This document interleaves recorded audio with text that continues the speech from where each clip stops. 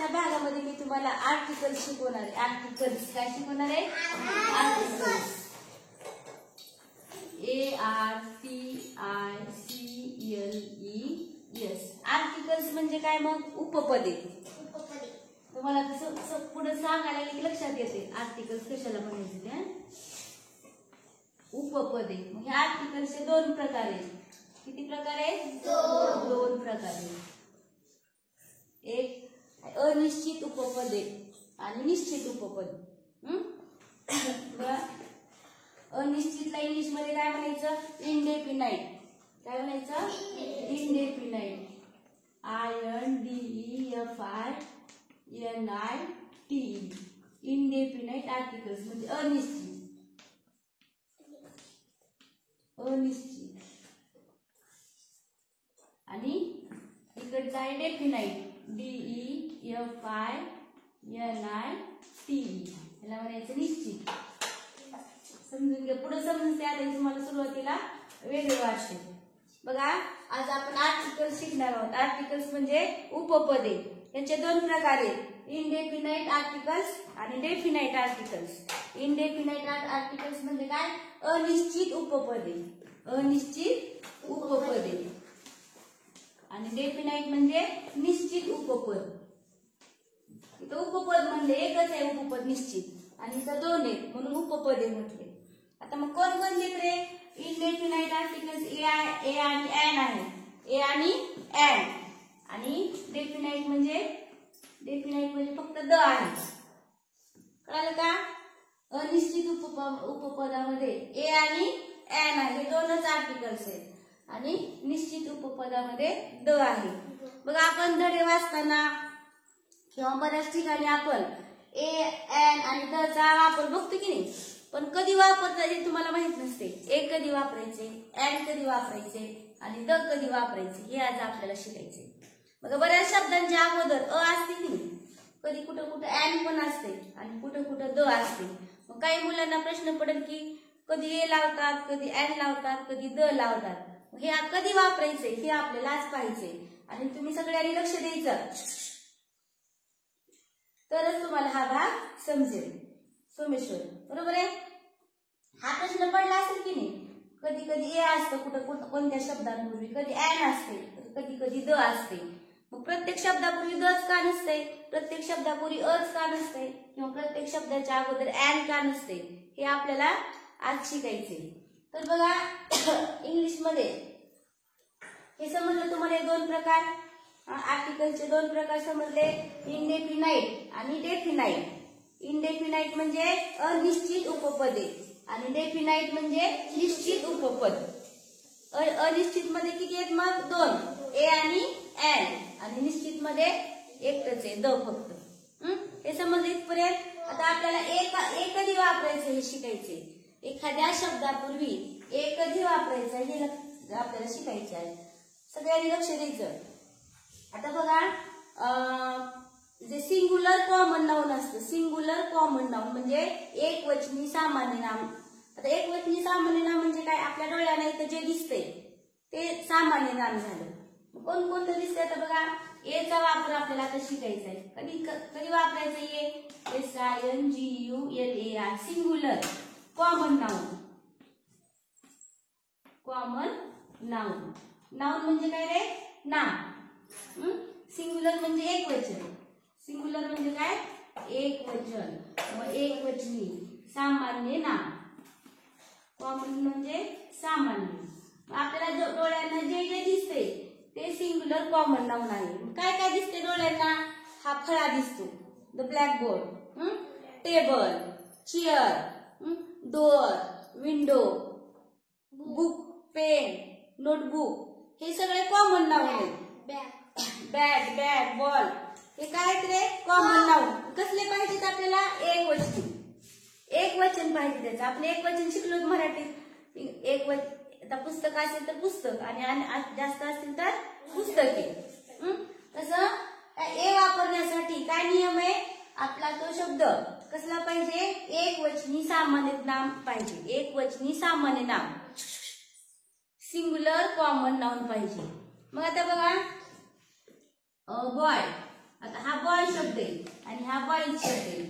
मग याच्यामध्ये एक वचनी कोणता आहे रे? बॉय. बॉयच्या आधी बघा आपण बऱ्याच ठिकाणी अ बॉय हा असं वाचलेले, अ बॉय वाचले, अ बॉईज नाही, अ बॉईज नाही, कारण हा एक वचनी शब्द नाही, एक वचनी सामान्य नाम नाही, अनेक वचनी शब्द आहे बॉईज. बॉईज हा शब्द कसा आहे? अनेक वचनी, म्हणून बॉयच्या आधी ए वापरत नाही. अ बॉय, अ गर्ल बघा, अ गर्ल बऱ्याच ठिकाणी तुम्ही वाचलाय, अ गर्ल शब्द वाचलाय, अ बॉय वाचलेला आहे, पण अ बॉईज वाचलेला नाही, अ गर्ल्स वाचलेला नाही. आपला नियमाचं ए कुठं वापरायचं आहे? सिंग्युलर कॉमन नाउनच्या आधी ए वापरायचं आहे. एक वचनी सामान्य नामाच्या आधी आपल्याला ए वापरायचं आहे. अ बॅट, अ बुक, सांगा आणखी. अ विंडो, सोमेश्वर,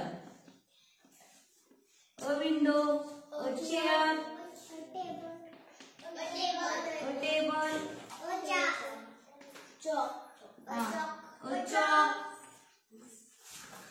समजलं तुम्हाला? ए कधी वापरायचा आहे? एक वचनी सामान्य नामापूर्वी आपल्याला अ वापरायचा आहे. तुम्ही धडे वाचताना बऱ्याच ठिकाणी असा अ शब्द वापरलेला आहे, पण तो कुठे वापरायचा आहे? कधी कधी अँड पण वापरतात, कधी द वापरतात, हे आपल्याला माहित नाही. जर तुम्ही आजचा भाग व्यवस्थित पाहिला सोमेश्वर तर तुम्हाला हे समजलं. मग तुम्हाला एक वचनी सामान्य नामापूर्वी अ वापरायचा असतो. A girl, a pen, a book, हा अ पेन्सिल, अ नोटबुक, लिहिला पेन. तुम्हाला एक कधी वापरायचा? सोमेश्वर कधी वापरायचा? एक वचनी सामान्य नामापूर्वी, विशेष नामापूर्वी नाही वापरायचा. विशेष नाम म्हणजे काय? Proper noun. प्रॉपर नाउन म्हणजे विशेष नाम. प्रॉपर नेम म्हणजे विशेष नाम. प्रॉपर नेम म्हणजे काय? तुमचं नाव, माझं नाव, हे प्रॉपर नाउन झाले. त्यांच्यापूर्वी अ वापरायचा नाही, बरोबर आहे? सामान्य नामापूर्वी म्हणजे सामान्य नाम म्हणजे काय? हे आपल्या डोळ्यांना ज्या वस्तू दिसतात ते सामान्य नाम झाले. हर्षल समजलं? ए वापरायचं कुठे समजला? एक वचनी सामान्य नामापूर्वी ए अ वापरायचा आहे. अचा नियम समजला मुली? आता आपल्याला अँड कधी वापरायचं हे शिकायचे. अ समजलं तुम्हाला? अँड कधी वापरायचं हे पाहिजे. काय पाहिजे आपल्याला आता? अँड कधी वापरायचा? सगळ्यांनी लक्ष द्या. ए आणि एनचा अर्थ काय होतो? एक. अ आणि एनचा अर्थ काय होतो? एक. मग अ कधी वापरायचा आणि एन कधी वापरायचा? अ वापरायचं समजलं तुम्हाला? मग एन कधी वापरायचा आहे? तर बघा आपल्याला इंग्लिश मध्ये किती स्वर आहेत रे? 5 स्वर आहेत. ए,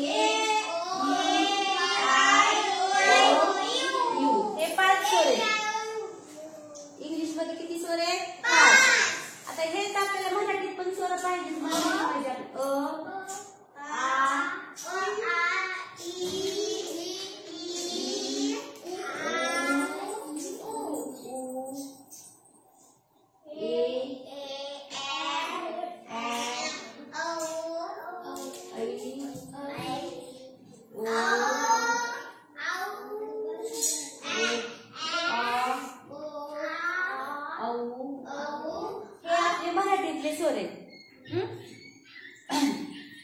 तर बघा ज्यावेळेस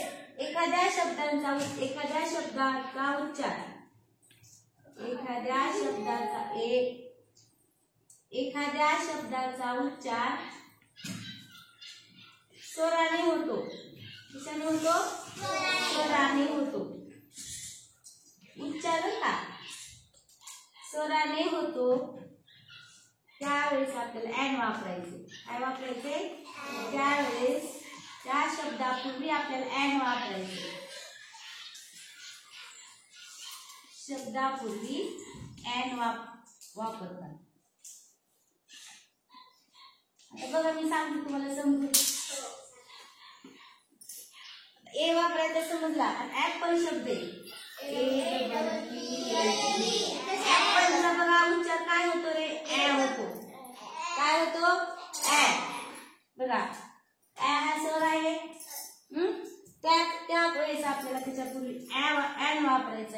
वापरायचा नाही. एन ऍपल असते, तुम्ही कुठं पण बघा ऍपलच्या आधी एन असते. काय असते?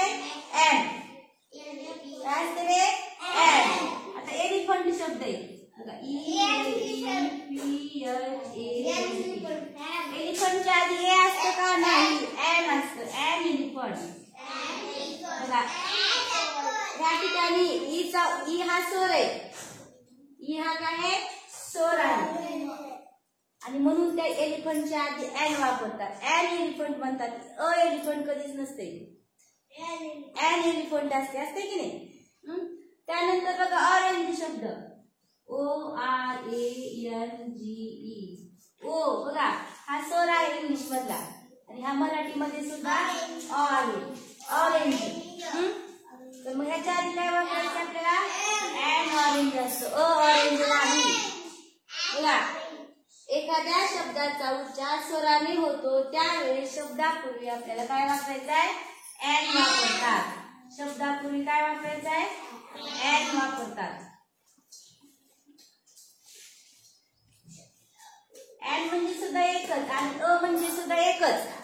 पण जर एखाद्या शब्दाचा उच्चार या स्वराने झाला तर त्याच्या आधी एन वापरायचे. An apple, an elephant, an orange. समजलं? आता कधी कधी मग एखादा शब्द या स्वरामध्ये बसत नसला पण त्याचा उच्चार जरी स्वराने झाला, या 5 स्वरामध्ये जरी तो शब्द सुरुवातीला आला नसल्याचं देखील तुम्हाला समजून सांगते मी. आता हा एक शब्द आहे बघा, त्याचा उच्चार करा बघ तुम्ही. हावर का आवर?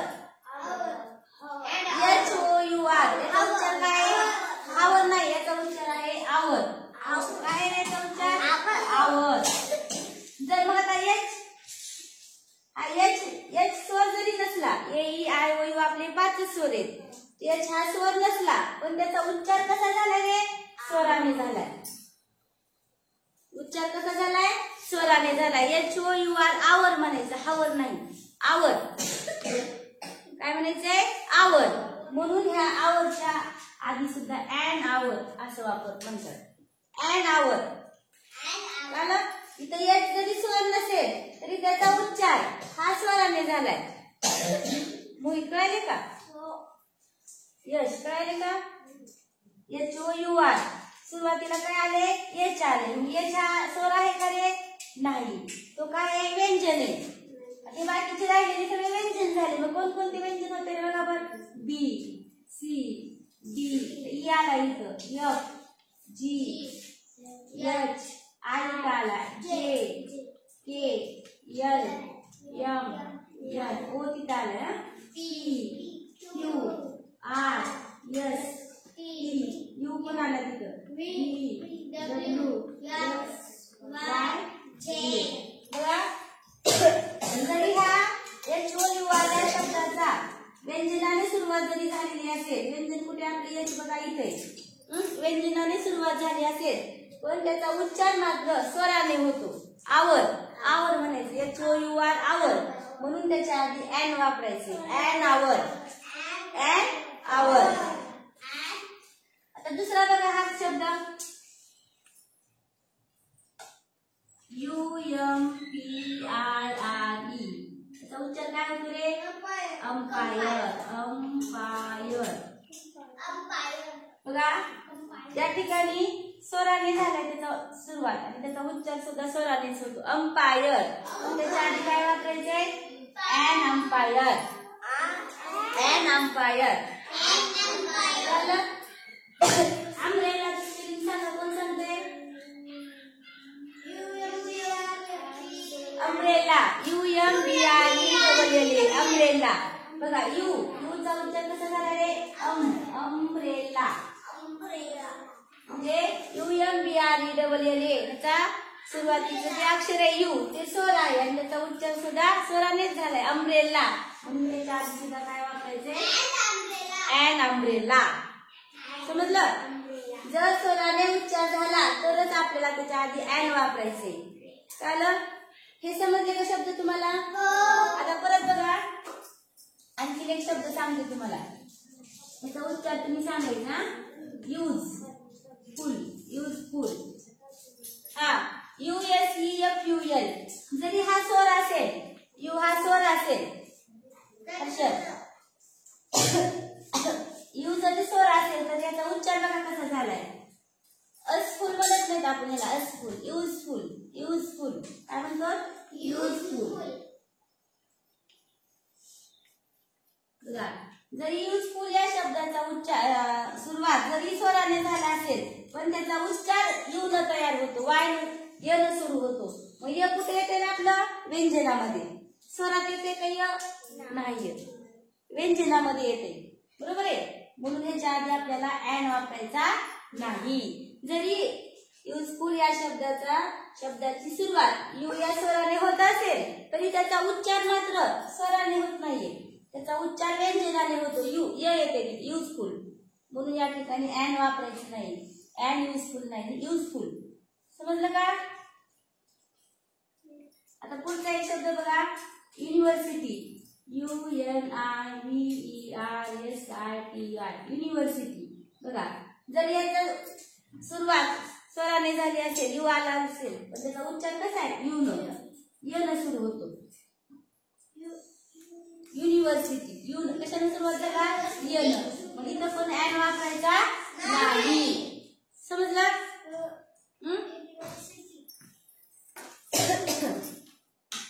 समजलं का तुम्हाला हे. तर काय करा आता, हे एकदा लिहून घ्या ना. आता द कधी वापरायचं हे शिकायचे. बघा द उपपद कधी वापरायचं, तर द हे उपपद स्पेसिफिक आहे. स्पेसिफिक म्हणजे काय, विशिष्ट, विशिष्टासाठी वापरायचे द उपपद, कुठं पण वापरायचं नाही.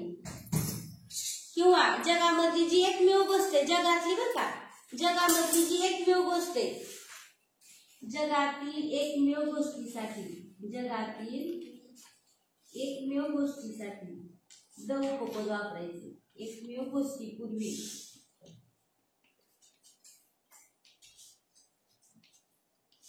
द वापरतात. तर मग काय जगामध्ये एकमेव किंवा काय स्पेसिफिक आहे, काय विशिष्ट आहे ते लक्ष द्या, लक्ष द्या. स्पेसिफिक म्हणजे विशिष्ट, काहीतरी विशिष्ट तुम्हाला सांगायचे, त्याच्यासाठी द वापरायचे. बघा I met a man, I met a man. मला एक माणूस भेटला. अ म्हणजे सामान्य नाम आलं मॅन, अ मॅन एक माणूस भेटला, मला एक माणूस भेटला. कसा आहे तो पण, द मॅन वॉज क्लेवर किंवा blind. The man was blind, blind म्हणजे आंधळा. तो कसा आहे, आंधळा आहे. तो कसा आहे रे, आंधळा. मग आपण असं म्हणतो का रे, मला एक माणूस भेटला, एक माणूस आंधळा होता, असं म्हणतो का. काय म्हणतो आपण, मला एक माणूस भेटला, तो माणूस आंधळा आहे. तो म्हणजे कोण, द. त्या माणसाविषयी बोललो होतो आपण. जसं आपण मराठीमध्ये नामाऐवजी आपण सर्वनाम वापरतो की नाही, मुलींचं मुलांचं किंवा कोणतंही नाम असेल त्याच्या प्रत्येक वेळेस नाम वापरण्याच्या ऐवजी आपण तो ती ते जो शब्द वापरतो. तसं हा या ठिकाणी आय मेट अ मॅन, मला एक माणूस भेटला. तो कसा आहे, तो आंधळा होता. तो आंधळा होता हे त्याचं वैशिष्ट्य सांगायला आपण. तो कसा आहे, आंधळा होता. वॉज म्हणजे होता आणि मेट म्हणजे भेटला, भेटला. मला एक माणूस भेटला, तो आंधळा होता. तो कसा होता, एक माणूस आंधळा होता म्हणत नाहीत आपण, तो माणूस आंधळा होता.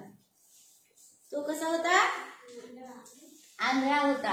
मग त्या आंधळा आहे त्याचं वैशिष्ट्य सांगितलं आपण एक, बरोबर आहे. तेव्हा I met a girl, the girl was clever, ती हुशार होती. ती मुलगी कशी होती, हुशार होती. त्यासाठी एक द वापरायचे. आणखी दुसरं एक वाक्य बघा, हे पहिलं वाक्य झालं. दुसरं बघा, I ate an apple, I ate an apple, मी एक ऍपल खाल्ला, मी एक सफरचंद खाल्ला. एन ऍपल आलं की नाही, मी एक सफरचंद खाल्ला. The apple was, sweet. The apple was, apple कसे होते रे?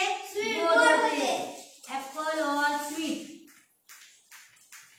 बघा आता या ठिकाणी असं म्हटलं नाही मी आय एट ॲन ऍपल, मी एक सफरचंद खाल्ला आणि सफरचंद गोड होते, एक सफरचंद गोड होते असं म्हटलं का मी? ॲन ऍपल म्हटलं का इथं द वापरते. द का वापरले? त्या सफरचंदाविषयी काहीतरी विशिष्ट सांगितले. स्वीट होतं. कसं होतं ते? स्वीट होतं, गोड होतं. The apple was sweet. इथे ॲन वापरलं नाही मी किंवा वापरलं नाही. The apple was sweet. जर एखाद्याविषयी आपण काहीतरी विशिष्ट सांगायचे, त्याचं वैशिष्ट्य सांगायचे, त्यावेळेस द वापरायचे. आणि दुसरा नियम काय आहे? जगातील एकमेव गोष्ट त्याच्यापूर्वी द वापरायचे. मग काय काय रे जगामध्ये एकमेव? सांगा बरं. सूर्य. एकच सूर्य जगामध्ये, दोन सूर्य नाही. बघा तुम्ही कुठं पण बघा तुम्ही त्या ठिकाणी द सन शब्द असतो. द सन असतो. The moon. पृथ्वी आपली एकच आहे. हा त्याला पृथ्वी म्हणतो ना आपण. तर इंग्लिश मध्ये काय म्हणतात? अर्थ. The earth. EARTH. बघा जगातल्या एकमेव गोष्टीपूर्वी द वापरतात. मग काय एक आहे? सूर्य एक आहे, चंद्र एक आहे, पृथ्वी एक आहे. याच्यापूर्वी तुम्ही इथून पण बारीक लक्ष द्या. इथं ए आणि ॲन वापरत नाही, दच वापरतात. कारण ते निश्चित आहे. सूर्य एकच आहे, निश्चित आहे. दोन सूर्य तयार होणार नाहीत किंवा दोन चंद्र तयार होणार नाहीत, दोन पृथ्वी तयार होणार नाहीत. एकच आहे ते. एक पृथ्वी आहे, एक चंद्र आहे, एक सूर्य आहे. किंवा जगामधल्या ज्या नद्या आहेत, नद्या, पर्वत, हिमालय पर्वत, तर हिमालया दच येणार त्याच्यापूर्वी. कारण का? ते एकच आहे जगामध्ये. समजलं? त्याच्यापूर्वी द वापरायचे. आणि दुसरं कशाला? काहीतरी विशिष्ट सांगण्यापूर्वी आपल्याला तिथं द वापरायचे. गाव अनेक असू शकतात ना. गाव एकच असू शकते का रे? अनेक गाव असू शकतात. एकाच नावाचे अनेक गाव असू शकतात. आणि आहेत पण. बरोबर आहे? समजलं का मग तुम्हाला? समजलं? द कधी वापरायचा, ॲन कधी वापरायचा आणि ए कधी वापरायचा. परत एकदा सांगते. ए वापरण्यासाठी आपल्याला एकवचनी सामान्य नामापूर्वी आपल्याला अ वापरायचा. एकवचनी सामान्य नावापूर्वी अ बॉयच्या आधी अ वापरायचं नाही. ते एक वचन नाही, अनेक वचन आहे बॉईज. तिथं ए वापरायचा नाही. परत अ ब्लॅकबोर्ड. ब्लॅकबोर्डच्या आधी नाही वापरायचा. अ टेबल. समजलं? नंतर ॲन वापरायचा. कधी वापरायचा? ज्या शब्दाची सुरुवात स्वराने होते, AEIOU या स्वराने होते, त्याच्या आधी आपल्याला ॲन वापरायचा आहे. त्याच्यासाठी तुम्हाला काही शब्द सांगितले. मी आवर शब्द सांगितलाय. जरी त्याचा उच्चार तो जरी स्वर नसेल तर त्याचा उच्चार कशाने झालाय? स्वराने झाला होता. आवर. आ हा स्वर आहे. बरोबर आहे? आपण मराठीमध्ये जे स्वर शिकलो त्याच्यामध्ये स्वर आहे की नाही? अ आ इ ई उ 14 स्वर आहेत. त्या 14 स्वरामध्ये त्याचा उच्चार होतो. आणि आपण 60 दिवस इंग्रजी वाचन उपक्रमामध्ये पण एचे उच्चार अनेक पाहिले होते का रे? एचा फक्त एकच उच्चार पाहिला होता का? अनेक उच्चार पाहिले होते. त्या उच्चारामध्ये त्या आवरचा उच्चार होतो आ. काय होतो? आ. जरी तो एचा असेल तरी त्याचा उच्चार आवर होतो. आ. म्हणून त्याच्या आधी सुद्धा ॲन वापरायचे. समजले तुम्हाला हे आर्टिकल्स? बघा आर्टिकल्स म्हणजे काय? उपपदे. आर्टिकलचे दोन प्रकार आहेत. Indefinite articles, definite articles. Indefinite articles म्हणजे अनिश्चित उपपदे आणि डेफिनाइट आर्टिकल्स म्हणजे निश्चित उपपद. मग इनडेफिनाइट आर्टिकल्स किती आहेत रे? 2. ए आणि ॲन. आणि डेफिनाइट आर्टिकल द आहे. समजलं सगळ्यांना?